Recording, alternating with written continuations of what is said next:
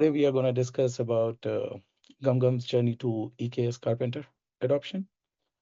Prior to that, about me, I have been associated with AWS for more than 3 years, have been working with GumGum for more than around 2 years now, have been part of a lot of good initiatives, modernization efforts with GumGum, one of which is what we are discussing today. And along with me is Santiago and Andrew, who are one of the key stakeholders on this initiative. We are going to discuss our learnings and the lessons learned for this modernization. So over to you, Santiago. Hey everyone. Yes, Sharik was saying my name is Santiago Campuzano. I've been at GumGum for over 6 years. I am the lead DevOps engineer for the team, and I was actually involved in this journey, Tweakers and Carpenter, with my colleague Andrew George, that is over here. And yeah, passing to you, Andrew. Well, hello everyone. My name is Andrew George, Senior DevOps Engineer. I've been at GumGum for, I think, 3.5 years now, uh, losing count. But yeah, this is a project we worked on 2023. So we're happy to present. Thank you. So let's kick it off. Right. So to start with, what is GumGum? What does GumGum do? Uh, Typically, if I have to summarize, GumGum is an ad exchange platform who deliver ads more in leveraging AI to deliver relevant ads, I would say, and without using any of the personal data. We do have a like leverage contextual technology, which is like to make sure we analyze the context of the website, see what's going around in the website, what is the content, and accordingly there will be a relevant advertisement which will be published. They do leverage brand safety measures. There is an in-house Verity, which makes sure the content which is delivered is safe, is more pretty much moderated, safe for the viewers to see. Also, they offer measurement and optimization platforms. They are in CTVs, in gaming advertising. So let's say this way, if you are seeing a website and there is an ad pop-up, think like this, that there may be a somewhere GumGum behind it. That being said, they operate at the scale, just to share about the scale which they operate at, it's around 500K QPS, queries per second. They are across 4 AWS regions, have been a partner of AWS since 2008. And interestingly, something I got to know today was their first AWS bill was $84. So it's way more than now, but that's where we started back in 2008. They have a global presence across 5 continents via our CDN network. That being said, that's just a brief at this moment. Uh, we are going to discuss how they used to look like before and where they stand now. I'll pass it over to Andrew to take it further. All right, sounds good. So yeah, like Sharik said, to know where we are, we have to know where we came from. So let's go over an architectural diagram first. So this is sort of a subset of an architectural diagram that's been floating around the company for years. This is what the architecture looked like before we moved to EKS and before we moved to using Carpenter. Um, at the core, we have an application we call Ad Exchange, formerly known as Ad Server. It's a Java application. This application is fronted by an application load balancer. And this application load balancer is split off into two target groups. One is an ad serving target group, which, as the name implies, basically receives requests about serving ads, typically in the open RTB format, which is sort of an industry standard for how to request and respond to serving an ad. And then the maybe unfortunately named default target group, which handles all other requests, which there are numerous of, but that is the name we went with. And these are, of course, all backed by EC2 in this former architecture, and they are EC2 spot instances. And we did use a partner, Spot.io, who would actually procure these EC2 instances for us.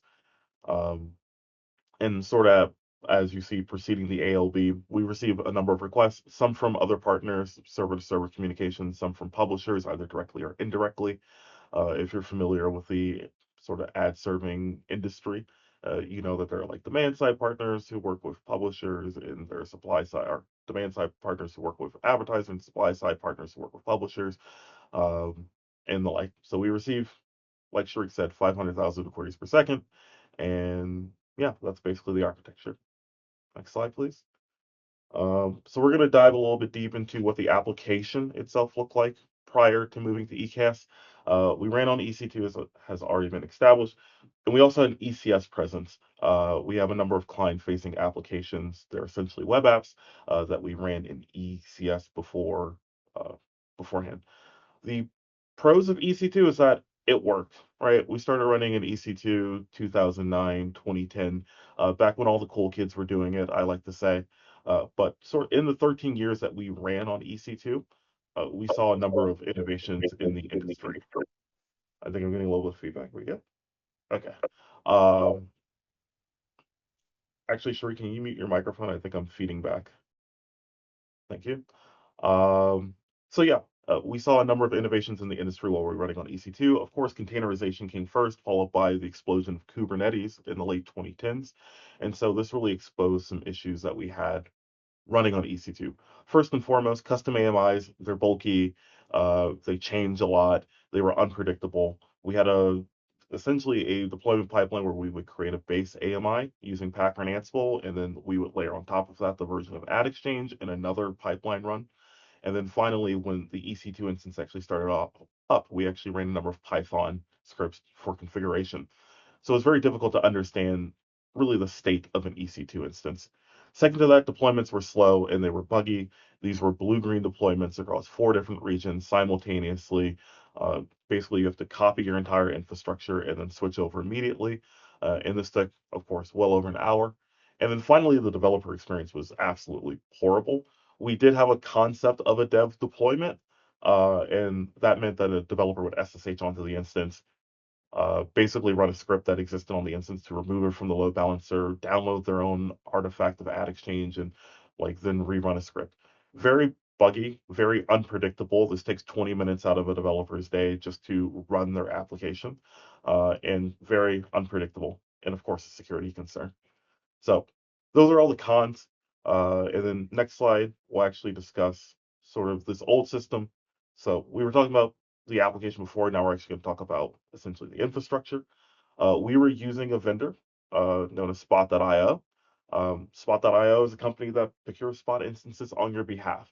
So you make a request, I want between X and Y instances, maybe in this like instance family, maybe of this instance size, and it will actually participate in the spot market for you, finding you instances. We started using it back in 2017. So all of our pre-Kubernetes workloads ran on this. So our Ad Exchange on EC2 and our ECS nodes as well. Second to that is we moved ECS to EKS first. And so that first initial move to EKS, we were using Spot.io. There are features that we did like. Of course, we used Spot.io for like 6 years. First was the ability to fall back to on-demand when necessary. And some spoilers about Karpenter. Karpenter does the same thing for us. We were also able to set requests and limits that were configurable. Like I said, how many instances, what type of instances. Karpenter does this even better, essentially. When we first used Spot.io in Kubernetes, we did learn very quickly that it was a cluster-wide configuration, but in Karpenter, for example, you were able to use like even up to per workload. And finally, last thing we like, dashboards that showed savings, but we've always been like AWS Cost Explorer first. So it was a nice to have these dashboards, but it wasn't necessarily a need to have or something that AWS wasn't already providing. As for the features we don't like, maybe the biggest one, the most important one, is very expensive. $300,000 per year is essentially what we sent to Spot. The way their billing model works is that they take a percentage of your savings. So if they are able to find you a spot instance, particularly a cheap spot instance, they will take a percentage between the on-demand and spot price. While you're still saving money as a company, you are paying essentially a markup for spot. The beauty of Karpenter, though, it is open source, so there is no fee to pay on top of it. You pay the spot price. Second thing we didn't like, tightly coupled with Kubernetes, even though it wasn't Kubernetes native. Nowadays, what we see is a lot of people who are interacting in the Kubernetes ecosystem are hooking into the Kubernetes API. They're providing custom resource definitions. This was not the case for Spot. You ran a controller, which created a chicken and egg problem because how do you schedule a controller when your node provisioner can't even find a node because it's not running on your cluster yet? And then finally, slow to scale. Uh, Took minutes for Spot Karpenter.io to actually find you a node and spin it up, versus what we see in Karpenter, which is less than a minute. So that's sort of the before times. That was before we moved to, EKS and Karpenter. And now I'm going to pass it off to my co-host Santiago. He's going to talk about what the world looks like with EKS and Karpenter. And thank you, Andrew. Just to add one more point, though Karpenter is an open source, it is fully supported by AWS as a EKS entity. FYI.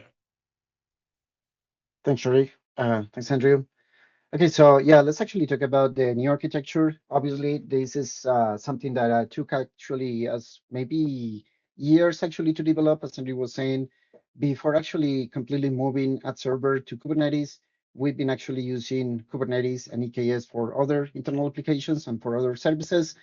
So we've been like collecting internal experience into actually using Kubernetes, into maturing Kubernetes, the observability, scalability, and all the things that we love about Kubernetes. So like 2 years ago, we decided that it was enough, as Andrew was saying, all the limitations and all the problems or challenges, with Spot.io and with legacy EC2 platform. So we decided that it was actually the right time to start migrating our exchange to Kubernetes. And so we actually came up with this architecture. This is the actual architecture of ad server running on Kubernetes. So as Sharik was mentioning before, we are talking about 30 million requests per minute. That's pretty much 500,000 requests per second. Requests actually coming from publishers and from server to server traffic. So this architecture starts here on the left, with GitHub and GitHub Actions. So all the code for not only for the application, but for the Kubernetes cluster and for all the resources that made up this architecture are actually on GitHub. On a simple repo, on a unique repo, we keep the ad server code, which is Java, as Andrew was mentioning before, and we keep some Terraform code side by side with the Helm resources that made up the Kubernetes cluster. So it is important to notice some components in here. First of all, Karpenter. I'm going to be providing more detail on Karpenter, but as Andrew was mentioning, we used to have Spot.io as the node provisioner for us, but it was really expensive, kind of expensive. So we decided to drop that by Karpenter. Now we are really happy with using Karpenter, and I'm going to mention more detail on that. The other important component in this architecture is the AWS load balancer controller. So Amazon designed and developed an open source AWS load balancer controller that is tightly integrated with Kubernetes and with the load balancing technologies for AWS, such as NLBs, ALBs. So in the case of ad server, we use the load balancer controller to deploy and update all the ALBs and target groups that we use for ad server. So we love this because we can actually keep all the configuration for the load balancers and all the routing rules in the same place as we keep all the other configuration. So we are, as I mentioned before, we are using Helm. So yeah, that's one of the components that we are using. The other component is Kida. I don't know, guys, if you have heard of Kida. Kida is an open source scaler. It stands for Kubernetes Event-Driven Autoscaler. So Kida is really powerful because you can actually scale Kubernetes workloads using different metrics from different sources. So in the case of GumGum, we use actually metrics coming from CloudWatch. We use metrics coming from Prometheus and Grafana, and we use actually metrics coming from the metric server, in Kubernetes. So it's pretty powerful. We have seen actually a big improvement in the scaling policies of ad server. Kida reacts really fast when it needs to scale up or scale down. And obviously Karpenter, is reacting to those scaling needs from Kida provisioning nodes. As you can see on this diagram as well, we are using some commercial solutions as well. So we are using partners like Aerospike and Scylla, which are NoSQL databases. We use Aurora MySQL as the relational database for ad server. We use open source tools as well, such as Kafka for data streaming. This is pretty important for us. We use Memcache as an in-memory cache for ad server, and we use tools from other partners such as CertIlGild and LiveRamp, which are pretty important on the ad tech ecosystem.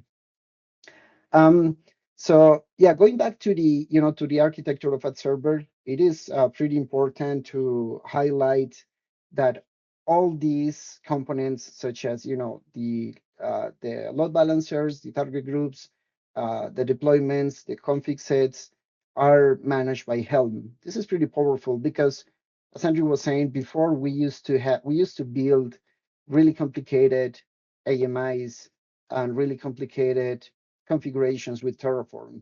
Now all this is condensed, or is actually represented in Helm charts that we can simply deploy to any environment or to any AWS region as desired. Obviously, this is powered by EKS. So usually we have 2 production clusters per AWS region. So in case we want to switch from one cluster to the other because we want to do maintenance or any other situation, we can quickly switch our traffic using Route 53 from one cluster to the other. In addition to that, we are using open source tools for observability and monitoring. So we leverage the managed service Prometheus from AWS and the managed service for Grafana to collect business metrics and system metrics.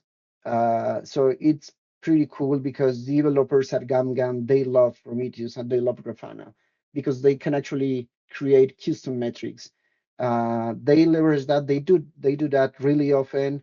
They actually have created custom dashboards in Grafana, and it's simply because we have Prometheus, and we have Prometheus collecting all the metrics from that server.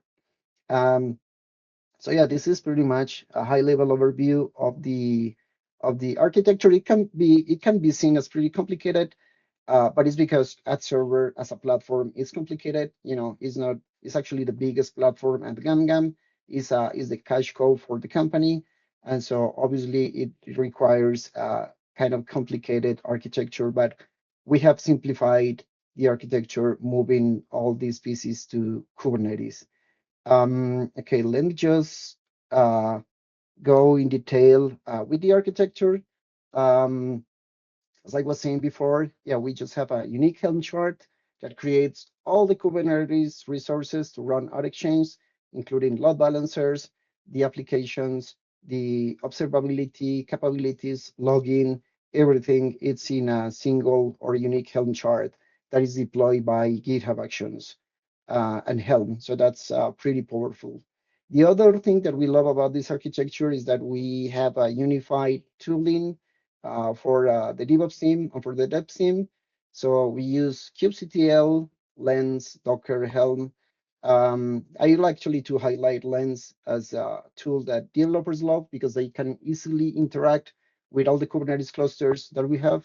They can easily interact with the services deployed there, all the Kubernetes resources and components.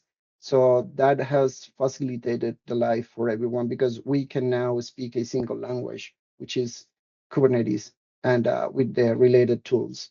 The other thing is that we streamlined the dev experience. As Andrew was mentioning before, it was really hard for developers to actually have a dev environment because they had to hijack a production instance in EC2.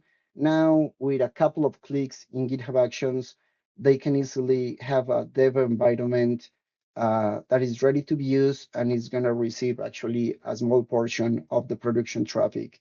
It's pretty straightforward. Developers love that because they don't have to SSH into an instance and run complicated scripts to actually test their code. Obviously, this is because we have moved this to Kubernetes and because we have already moved some of the other microservices to Kubernetes. This is a microservices-based architecture. The idea of this session is not to talk about microservices, or like everyone already is aware of all the advantages of the microservices architecture. And so this will actually um, allow us to potentially break ad server, like break the monolith in a future, possibly, because right now ad server as it is a monolithic application. The other cool thing that I already mentioned is that we already have, I mean, we are able to use a CNCF or Kubernetes ecosystem tools such as Grafana, Prometheus, Fluentd, etc. And the cool thing is that Amazon already supports, most of those tools. They actually provide enterprise support for tools such as Grafana and Prometheus, and that's actually pretty amazing. Uh, the other thing that we were able to do is rapid regional expansion, and this simply means that whenever we want to expand to a new geographical region with a server, we can do it really quickly. In fact, this year we moved a server to a new AWS region, which is Singapore, and that actually took us less than, I would say, 2 weeks. Before this, that would probably take actually several weeks to move a server to a new region. But because all of this is based on Kubernetes and it's completely in code, it is really simple to actually move to a new region. Um, yeah, the other thing that I already mentioned, ALB interest controller, that provides pretty cool and seamless integration between Kubernetes and AWS ALB resources. So, we don't have to think that much about how Kubernetes is going to be integrated with the ALBs or the NLBs. Kira, we already talked about Kira, is able to integrate with CloudWatch and Prometheus. And last but not least, GitHub Actions. GitHub Actions has actually facilitated a lot part of this migration because it's a pretty flexible and fast tool for CI/CD. Developers love GitHub Actions, and yeah, it is actually kind of one of the main actors on this journey to Kubernetes and Karpenter. Moving on, obviously, whenever you are doing a migration like this, migrating a very large application like ad server, you are going to face, maybe some unexpected challenges or pitfalls.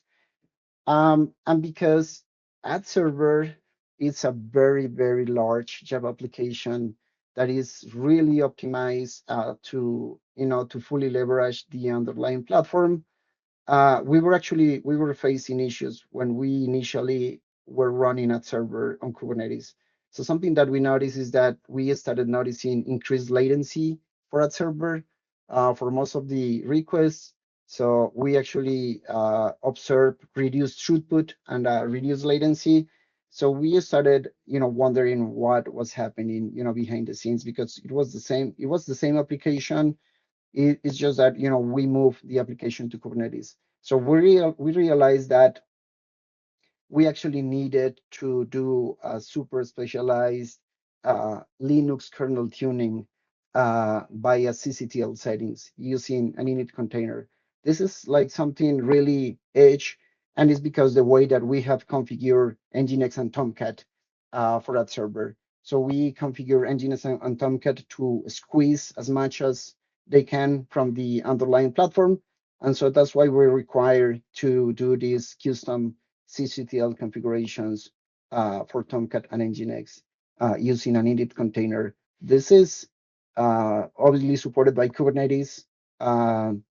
It's not ideal, I'm gonna say, because you should try to run your applications as they are, but because ad server is not, is not any application, so we just actually had to do this.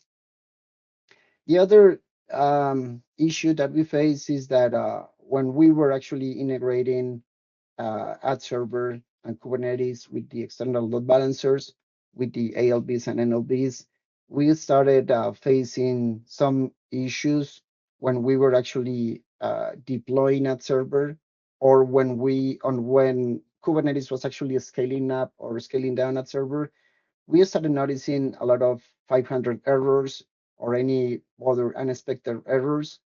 And that was because the communication between the load balancer and the pods was not aligned. So usually the load balancer will try to register the pods when new pods are actually being launched by Kubernetes, but the load balancer was not really aware of the health or the status of those pods. So in order to solve that, we implemented something which is called pod readiness gates, so that in this case, the load balancer will be truly aware of the real status and the real health of the pods before it starts actually sending traffic to those pods. So this was actually something pretty simple to implement, but it was really tricky to find because the kind of the situation of the ad server pods is that they usually take up to 2 or 3 minutes to fully start up before they can actually start receiving traffic. And the other thing that we implemented is something called pre-stop hooks, and in the other situation when pods are being killed or being terminated, we just need to kill them or terminate them in a graceful way so that we give some time to the in-flight requests to be actually completed before the pod is removed from the load balancer. So this is only like two of the challenges that we face. Obviously, we face many other challenges, and you could mention actually probably other challenges here, but we decided that these were the two relevant challenges that we could actually mention um, during this migration to EKS and Karpenter. Karpenter, yes, Karpenter. We've been actually talking. That's actually one of the topics of the session.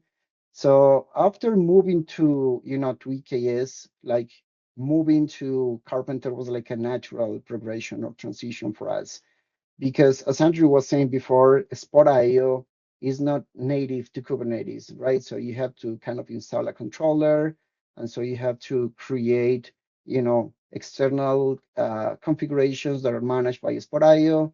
So it is complicated, and so back in those days when we started exploring these, we could use Cluster Autoscaler from Kubernetes, or we could use Karpenter. Karpenter was like not that mature back in those days when we started actually exploring this, but it was mature enough for us to give it a try. And because it was, open source and it was backed by Amazon, that actually gave us, some confidence actually to start implementing Karpenter. So one of the coolest things, Andrew already mentioned that we save a ton of money just from moving to Karpenter. $300,000 annually on fees. That's super cool. The implementation was really straightforward. Um, they have really good documentation, like Amazon and the open source community. They provide really good documentation, and the community is really active. There's a Slack channel actually, which is very, very active, and they are really helpful on answering any kind of questions or issues that you could have. In any case, Amazon support or AWS support, they can actually help with Karpenter as well, because even though it's an open source project, it's a project that is backed by Amazon, by AWS. One of the other things that we love about Karpenter is that developers have the flexibility to adjust Karpenter configurations really easily. So for instance, if developers want to try a new instance family, a new instance type, they can easily change or tweak some configurations that we have provided on the Helm configurations for that server, and they can easily test any kind of configuration such as new ACs or new subnets or new instance types, or even blacklisting or whitelisting, like instance families or any other things. Like Karpenter configuration is really flexible in that sense. And the other thing, and the last but not least, is that it was built for Kubernetes. So Karpenter is designed for Kubernetes, so it is deeply integrated with EKS and with the Kubernetes APIs. And that's why the rapid provisioning that Andrew was actually talking before is really exceptional. Like new nodes are launching in a matter of seconds.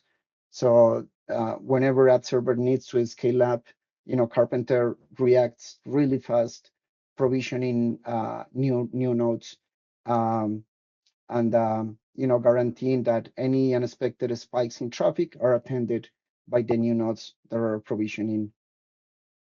And last but not least, Graviton. Graviton, at the same time that we were exploring or that we were actually doing this project of migrating to Kubernetes, we got some interested into the ARM instances that are produced or are being developed by Amazon. So Amazon bought a company called Anapuma Labs a few years ago to start actually producing their own silicon.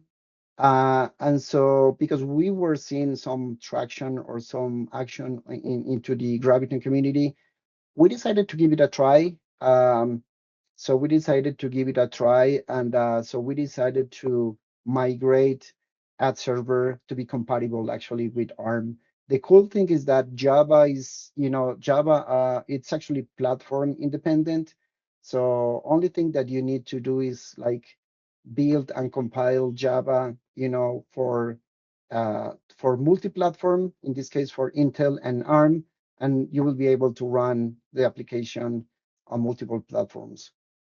So by migrating actually ad server to Graviton, we were actually able to reduce our cost by 25%. That's amazing, because uh, the size of our platform, it's huge, and so 25% for us, it's a lot of money. I am not going to say how much, but it's a lot of money. um, you can be sure of that. And the other cool thing about Graviton instances is that they use way less energy compared to Intel instances or Intel processors. So that's actually pretty cool for the carbon footprint reduction. And because GumGum, we are trying to be a sustainable company, and Amazon is trying achieving that goal as well. So moving to ARM, we are actually reducing our carbon emissions by up to 60% as well. Um, Future plans, actually current and future plans, after the success that we've been seeing with our exchange running on Graviton, we've been actually migrating other workloads to Graviton instances as well, such as Kafka and other microservices. I We highly recommend to any other customers actually to give it a try to Graviton. Those tiny processors are really powerful, and uh, you know, they are cheaper compared to Intel or AMD based instances. So that's it from my side, and continuing with you, Andrew. All right, okay. So we've talked to you for about 30 minutes now. This is just a slide to really sum up some of the key points that we find to be relevant. And of course, it's comparison to the way things were before when we were using Spot.io to the way things are now using EKS. Obviously, the top of the line item, the most important item, Karpenter is free to use. So if you are using a vendor to provision Spot nodes for you, you can save a lot of money. We save $300,000 per year, and that is with our grandfathered in Spot.io contract. So I imagine had we signed up later, a few years later, this would have been 2 or 3 times the savings. Um, Second of all, Karpenter gives you a lot of flexibility. You can have configurations that are per workload if desirable, as opposed to the limitation with Spot, where we basically could only have one Spot configuration for the entire cluster. We saved a bunch of time in the efficiency improvements in terms of being able to deploy to Kubernetes, going from, of course, 1 hour to 25 minutes, 60% improvement there. And Karpenter, as been mentioned multiple times, just scales really fastly. It finds a node in under a minute versus Spot.io, which takes multiple minutes. And it's important to remember that our traffic sometimes goes exponential. We need to scale up very quickly, very fast. And so having the node as soon as possible, giving the application just a little bit more of a grace period to actually spin up is very beneficial. Kita things are very highly configurable with Kita in the Kubernetes world, where you're able to use other metrics to scale. Great example is I think we're scaling off of SQS queues for some of our workloads as opposed to just memory or CPU, which is sort of the standard thing you get with the metric server in Kubernetes. We've simplified our build and deploy pipeline. Docker build, so a single artifact that actually creates the application essentially, and then we use Helm install, which is just a single artifact to install all of our Kubernetes components. That includes configuring the logging, that includes like shipping off the metrics, that includes the load balancer. And finally, we have proper dev deployments. Devs are able to actually push a button, get their environment. No need to SSH. No need to like understand this esoteric tribal knowledge on how to add or remove like a pod from the load balancer.